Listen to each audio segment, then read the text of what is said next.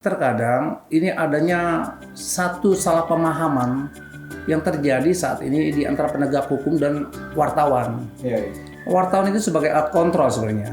Tetapi hal ini juga kadang-kadang kita di dalam tubuh kita, internal kita sebagai wartawan profesi, kadang juga teman-teman lupa ya melakukan suatu kontrol dengan cara memberitakan berita yang sesuai dengan kode etik jurnalistik.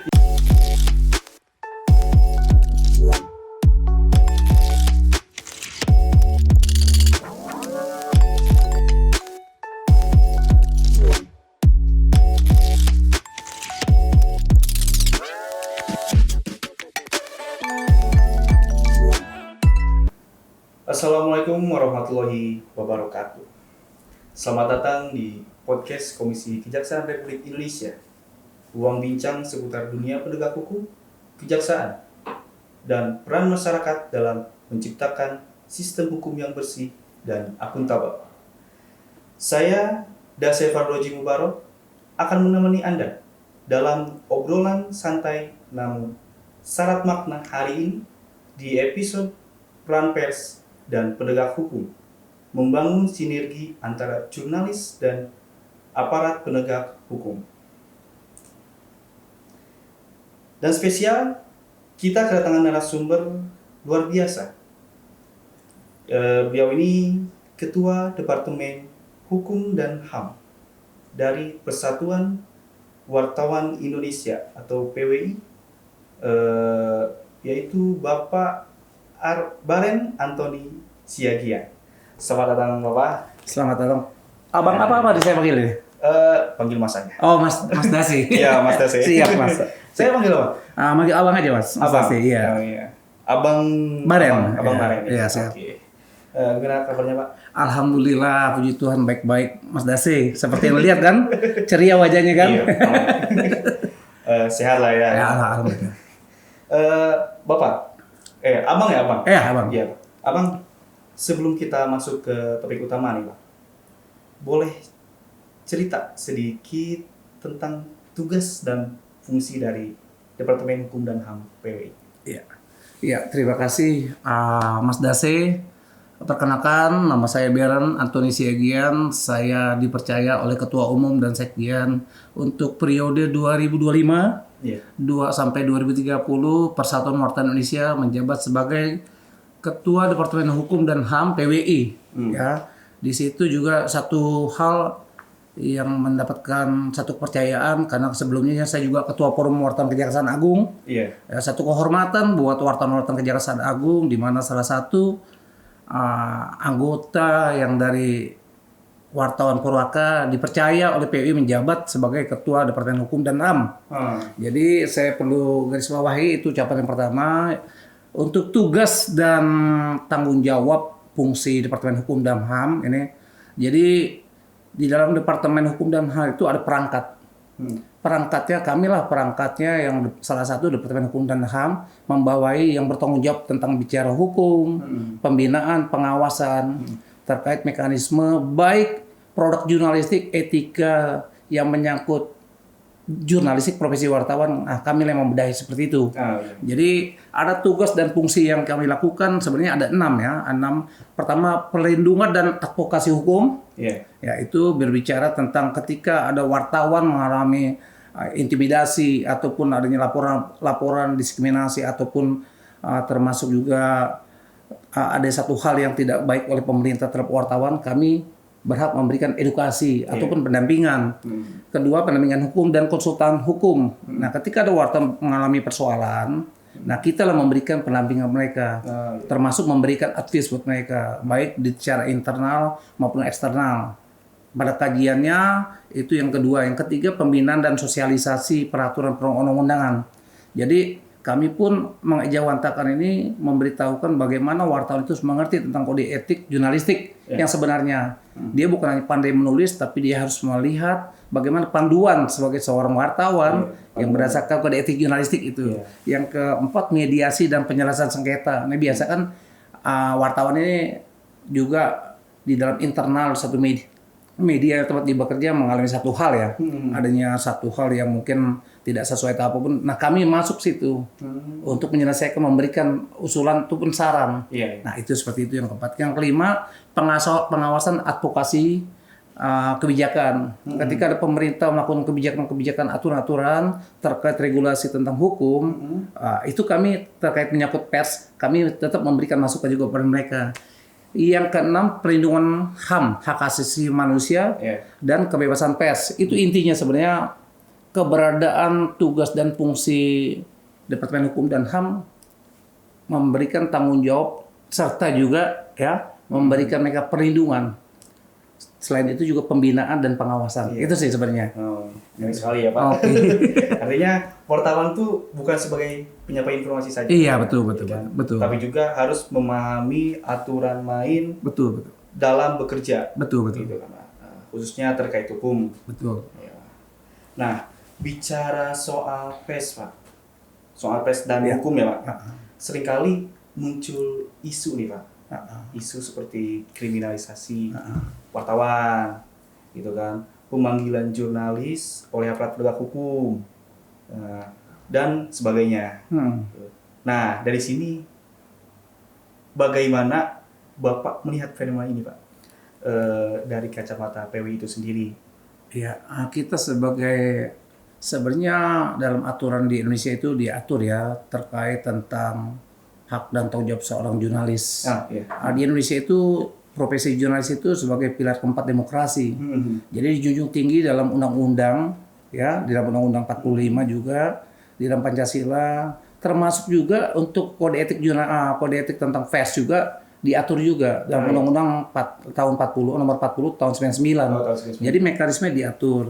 Nah, persoalan ada intimidasi terkadang ini adanya satu salah pemahaman yang terjadi saat ini di antara penegak hukum dan wartawan. Wartawan itu sebagai alat kontrol sebenarnya. Tetapi hal ini juga kadang-kadang kita di dalam tubuh kita, internal kita sebagai wartawan profesi, kadang juga teman-teman lupa ya melakukan suatu kontrol dengan cara memberitakan berita yang sesuai dengan kode etik jurnalistik. Artinya gini, ketika kita mau menyajikan satu informasi, kalau tidak berimbang, kedua lagi tidak ada juga fakta, mencampur adukan segala opini ataupun pendapat, akhirnya membuat kita menjadi rentan untuk dikriminalisasi. Nah, begitu juga dengan aparat juga. Seharusnya aparat juga di sini harus mengerti bahwa ketika pers itu dilindungi dalam undang-undang pers juga, termasuk juga pemerintah juga dalam Undang-Undang 45 ya, dikatakan bahwa termasuk HAM juga di hak PBB menyatakan pers itu sebagai alat kontrol. Jadi menyajikan informasi sebagaimana yang berimbang, yang profesional sebenarnya itu. Jadi apabila ada kesamaan penafsiran antara penegak hukum dengan pers, berjalan berita yang baik, yang saling menjunjung itu, artinya ini akan terjadi satu masukan buat pemerintah juga. Contohnya ketika ada kebijakan-kebijakan atau informasi yang tidak sesuai, pas mengkritisi. Karena letupan di masyarakat ini kan harus kita bawa melalui pemberitaan. Nah, kalau ada pemberitaan yang baik, ini kan menjadi tolak ukur pemerintah. Oh, harus kita benahi seperti ini. Nah, itulah gunanya pers. Tetapi yang terjadi sekarang ini kayak tadi, terjadinya kriminalisasi atau intimidasi kepada pers itu, pada kami sebagai jurnalis, ya kembali lagi adanya rasa mau saling percaya, ya saling menghargai tugas kita masing-masing. Artinya kita juga sebagai jurnalis juga tidak ingin menyajikan satu makanan yang tidak sesuai menu. Akhirnya dengan menu yang tidak sesuai rasanya kurang enak, beresiko kita akan sakit perut. Nah begitu, maka kita sajikanlah makanan yang sesuai dengan prosedur, sesuai menu yang tertera.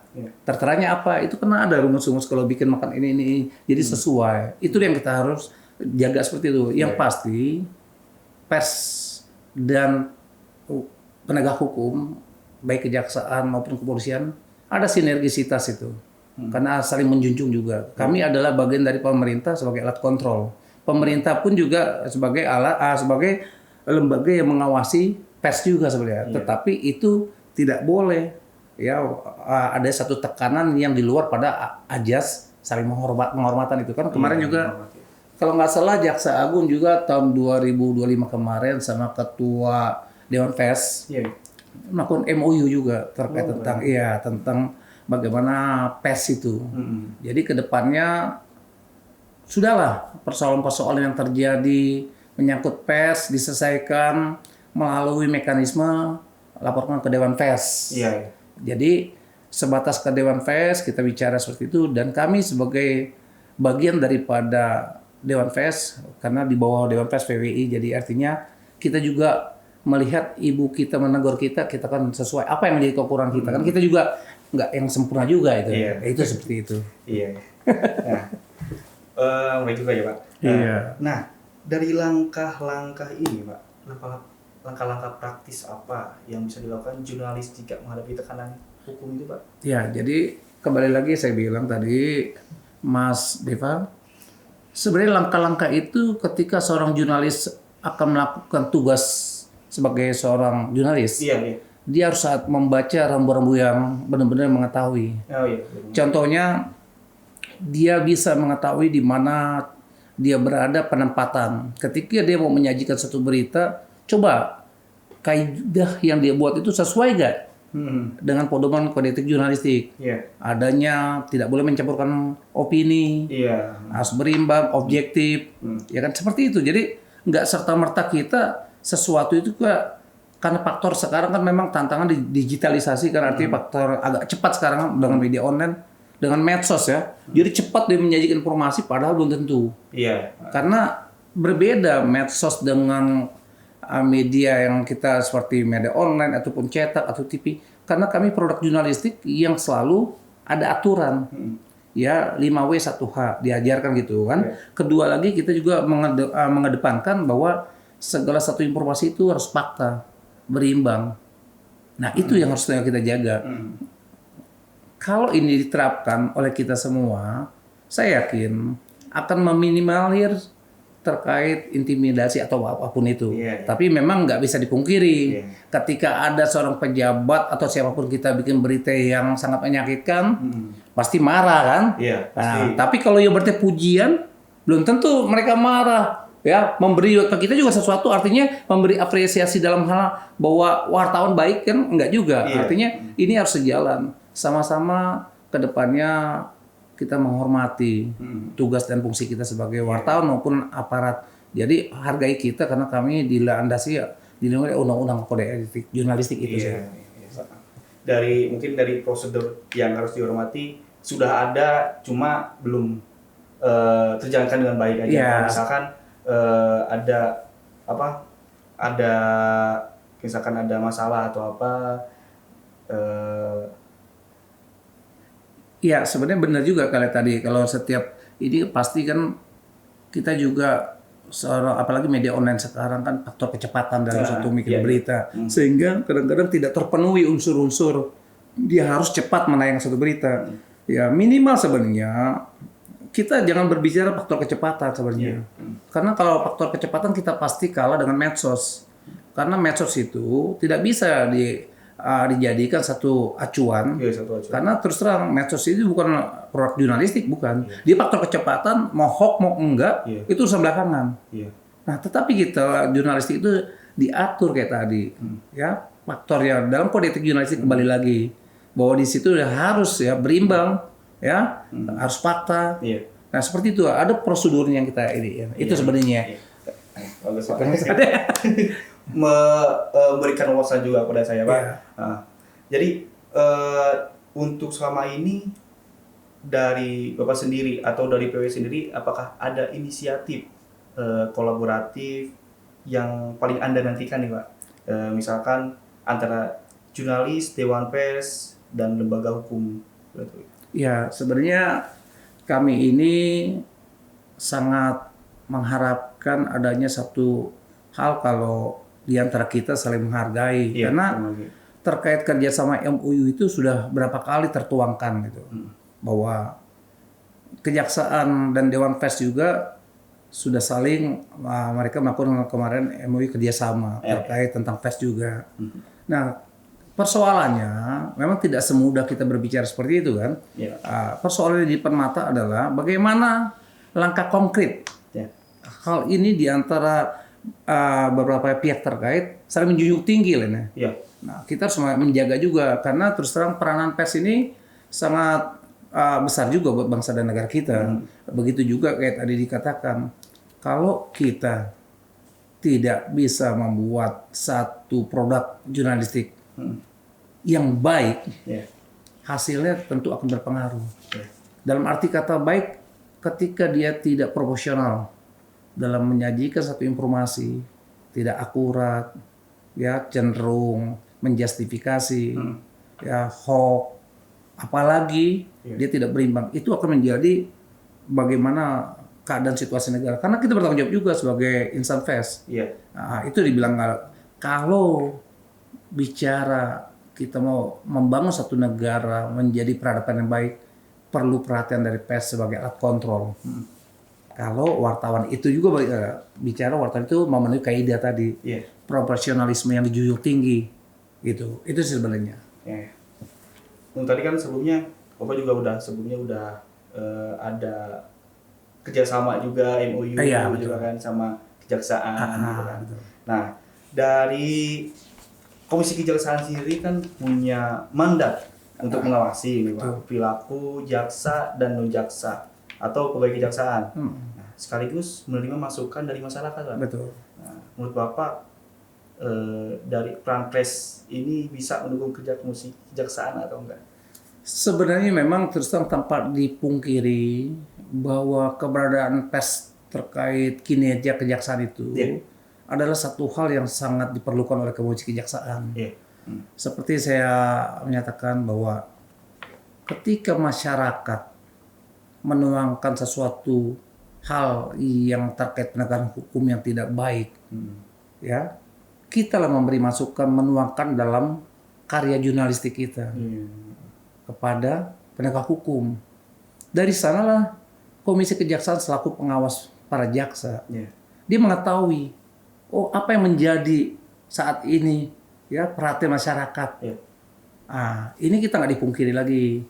Salah satu contoh yang terjadi kayak peristiwa tahun 2022 ketika waktu itu Pak Freddy Sambo, ya ada pemberitaan sehingga media lah yang mengangkat informasi terus, menyajikan informasi sehingga Komisi Kejaksaan pun mengetahui apa menjadi kebutuhan mereka, apa yang menjadi satu andil mereka peranan untuk memperhatikan terkait kejaksaan di dalam persidangan. Waktu itu kalau nggak salah Ketua Komisi Kejaksaan Pak Barita Simanjuntak yang menurunkan ada sekitar 5 anggota komisioner Pengadilan Negeri Jakarta Selatan untuk memantau jalannya persidangan. Jadi ada satu hal yang diperlukan. Terus terang di Indonesia ini kalau no viral no justice terjadi. Nah, jadi kedepannya artinya peran serta dari pers terkait Komisi Kejaksaan ini bersinergi, sangat bersinergi. Jadi kami butuh perubahan. Komisi Kejaksaan perlu informasi apa yang harus dirubah. Nah, apa yang menjadi keinginan masyarakat kami tuangkan dalam bentuk produk jurnalistik, baik benda cetak, online atau TV. Nah, ini dituangkan sehingga terjadilah simbiosis mutualisme yang saling membutuhkan untuk perbaikan ke depan. Itu sebenarnya sih. Lebih ke kolaboratif ya. Iya, seperti itu, kan? benar. Nah, dari lalu ini Pak, harapan Bapak, Abang. Iya, siap. Harapan Abang terhadap kejaksaan, Komisi Kejaksaan ya Pak, dalam menjaga keterbukaan informasi dan keadilan hukum. Apa? Ya, kami berharap perlu ditingkatkan kembali ya. Terus terang, Komisi Kejaksaan ini diperlukan, sangat diperlukan. Bagaimanapun juga, meskipun di kejaksaan sudah ada namanya Jaksa Agung Muda bidang pengawasan, itu kan secara internal, tetapi ada pihak eksternal. Memang tidak dipungkiri anggota komisioner dari Komjak juga ada yang mantan atau pensiun dari jaksa. Tetapi saya balik lagi, diperlukan juga adanya satu hal dari pemerintah untuk menuangkan tentang, mohon maaf, di Komisi Kejaksaan ini terus terang anggarannya memang sangat terbatas. Sangat terbatas. Nah, jadi kedepannya diperlukan juga terus terang anggaran-anggaran yang membuat Komisi Kejaksaan ini mempunyai sesuatu gagasan yang lebih bagus lagi tentang edukasi. Bukan hanya, memang terus terang selama ini kami tahu Komisi Kejaksaan hanya sebagai pengawas, tetapi lebih daripada itu sebenarnya ada. Itu lebih ya. Dan kami ingin kejaksaan itu Komisi Kejaksaan ditingkatkan kembali ya. Terutama terus terang siapa bisa ya berjalan apabila anggarannya sangat tipis sekali. Nah, kita harus berbicara realistis saja. Ya, ketika ukuran baju kita tidak sesuai kan pasti dilihatnya nggak enak, ya kan? Entah kelonggaran atau kesempitan. Nah, saya berharap Komisi Kejaksaan ada sinergisitas seperti itu supaya transparansi juga pemberitaan terkait masalah penanggulangan atau penanganan kasus-kasus di kejaksaan pada umumnya. Nah, kami juga bisa dilibatkan juga. Kami juga bisa memberikan juga masukan, apalagi Departemen Hukum dan HAM kami juga mengenai tadi antar lembaga. Kami mempunyai juga bekerja sama dengan lembaga-lembaga penegak hukum lainnya. Kami bisa memberikan masukan juga seperti itu. Jadi ada satu hal yang bisa saling menutupi gitu.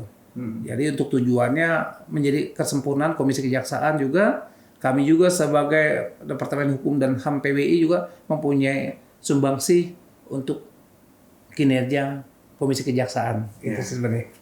Nah, untuk selanjutnya nih Pak, satu hal yang sering disorot Pak, adalah rendahnya literasi hukum di kalangan wartawan. Nah, bagaimana langkah PWI dalam mengatasinya Pak? Iya, memang jujur literasi hukum ini tidak semua anggota PWI itu semua mengetahui kan. Tapi kami sebagai Departemen Hukum dan HAM PWI mempunyai salah satu tugas dan fungsi kami memberikan edukasi preventif. Dalam hal ini, ketika bicara hukum yang intimidasi dan kriminalisasi terhadap wartawan, kami memberikan pendampingan ya kepada salah satu rekan kami ataupun anggota PWI. Tapi di sisi lain juga ada tadi preventif kami adalah memberikan seminar ataupun memberikan pengetahuan tentang hukum khusus ya tentang kode etik jurnalistik. Nah, ini kita harus memberikan juga mereka edukasi. Nah, seminar-seminar ya, kita juga diskusi-diskusi melibatkan kita bisa melibatkan di kejaksaan, kepolisian supaya kita menjadi satu unity, adanya satu bangunan yang kokoh, kesempurnaan di antara kita itu sebenarnya. Supaya wartawan juga ke depannya ya kembali lagi tidak ada lagi dikriminalisasi, tidak ada lagi diintimidasi. Tapi terus terang memang tugas kami, sekalipun tugas kita sempurna, yang namanya sebagai alat kontrol ya, siapapun pasti kalau diawasi kan nggak senang ruang geraknya. Nah, kembali lagi, tapi kami berharap kepada kepolisian atau kejaksaan secara umum, ketika ada laporan tindak pidana yang menyangkut produk jurnalistik, khususnya kepolisian, ya, lebih baik serahkanlah kepada Dewan Pers. Nah, mekanisme itu adalah produk jurnalistik. Kalau produk jurnalistik, kembalikan Dewan Pers biar kami juga memberikan hak jawab, memberikan juga edukasi, memberikan pemahaman kepada teman-teman kami yang dilaporkan. Nah, itu seperti itu. Jadi begitu juga dengan kejaksaan. Kami berharap ketika ada masukan ini, ya menyangkut pers, produk jurnalistik, kejaksaan juga bisa juga memberikan edukasi kepada penyidik di kepolisian. Bahwa kita kan sudah melakukan ada MOU dengan Dewan Pers. Nah, salah satu kami bernaung di Dewan Pers terkait produk kami. Jadi ada satu hal, kami bisa melakukan tugas kami dengan nyaman, tentram, ya. Kedua juga kita juga kayak tadi secara hukum edukasi kita juga mengerti bagaimana sih membuat produk yang baik. Supaya jangan nanti ada di salah satu sifat sisi dikatakan sudah ada MOU untuk menjamin kebebasan pers, tetapi kita juga tidak menghormati praduga tak bersalah, penyajian penulisan yang tidak baik. Nah, itu kita jaga. Jadi harus kita jaga supaya tidak ada lagi persoalan pidana terhadap wartawan. Itu sebenarnya sih. Jadi selama wartawan selama yang bersangkutan menjalankan tugas sesuai kode etik dan pers, tentu harus bertanggung jawab sesuai hukum. Betul, Mas Tasir. Itu sebenarnya. Sudah tak berasa, kita udah berapa menit ya. Terima kasih Bang, Abang Bang Baren atas insight dan waktunya hari ini. Semoga sinergi antar jurnalis dan aparat penegak hukum, khususnya kejaksaan, bisa makin erat saling menguatkan. Terakhir Bang, ada pesan singkat untuk para wartawan muda dan aparat penegak hukum di luar sana Bang? Boleh. Iya. Makasih Mas Dasi. Ya. Saya berharap secara untuk internal ya, untuk anggota-anggota PWI, ayo kawan-kawan, ya kan?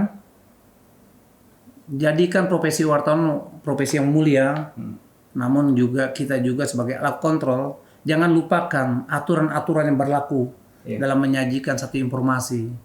Baik akurat, berimbang, ya kita harus lihat sesuai kode etik jurnalistik kita juga. Jadi itu ada sumbangsi kita juga. Nah, kepada rekan-rekan kepolisian juga atau penegak hukum lainnya, kita berharap juga adalah saling menghargai kita. Tidak boleh lagi ada intimidasi ataupun kriminalisasi buat kita, karena kami ada bukan untuk menghakimi, tapi kami untuk mengkritisi agar kebijakan-kebijakan yang dirasakan masyarakat kurang bisa diperbaiki oleh institusi kepolisian. Saya berharap juga adanya reformasi Polri nanti menjadikan satu hal yang lebih baik lagi, saling menghargai di antara profesi kita, baik penegak hukum maupun PWI khususnya jurnalistik. Nah, kami tidak ubahnya. Apapun yang menjadi persoalan hidup kami dalam profesi kami tetaplah seperti lilin yang akan menerangi kegelapan sampai akhirnya habis kami terbakar untuk memberikan pengabdian bangsa dan negara.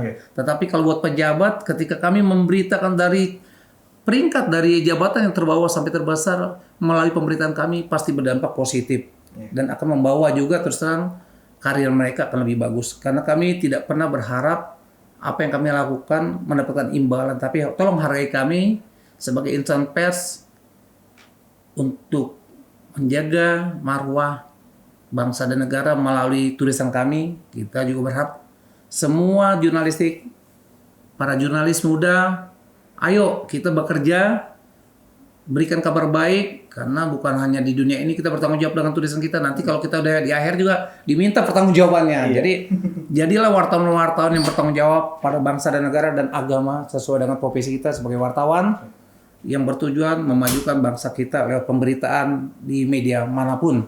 Itu saja. Terima kasih Mas Dasi. Jurnalis tuh harus tetap kritis dan juga etis. Pasti. Aparat penegak hukum harus terbuka dengan kritik. Betul. Yang membangun. Betul. Karena keduanya ini adalah pilar demokrasi. Betul. Sekian sahabat hukum, demikian episode podcast kali ini bersama Ketua Departemen Hukum dan HAM PWI. Jangan lupa follow, share, dan beri komentar di platform podcast favorit Anda. Sampai jumpa di episode berikutnya hanya di podcast Komisi Kejaksaan RI. Wassalamualaikum warahmatullahi wabarakatuh.